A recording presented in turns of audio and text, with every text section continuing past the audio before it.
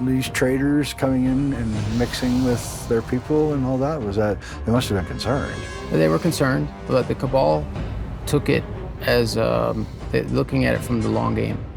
They knew that they've survived for close to 1,000 years already through regime change, wars, you name it. They've survived and thrived and maintained their control.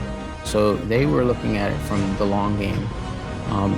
There were 2 operations that traveled down to Antarctica during these negotiations, Operation Deep Freeze 1 and Operation Deep Freeze 2. And those were, again, the smokescreen for exploration, where actually they were part of the negotiations involved. One of the cabal members died of a heart attack during the negotiations out of fear from things coming forward and going public.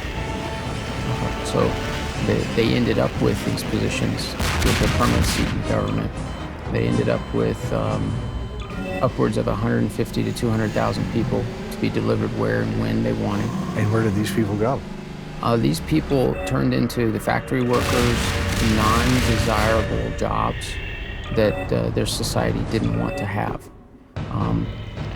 They filled the manufacturing, for housekeeping, any of what would be considered menial jobs that their people were too busy or doing other things or didn't want to do. So we're in the 60s. The cabal is doing this kind of like being a double agent. Mm-hmm. They're acting like they're okay with all of this, but at the same time, they're probably developing everything on their own. They were trying to, absolutely. They were scheming, again, thinking from the long game.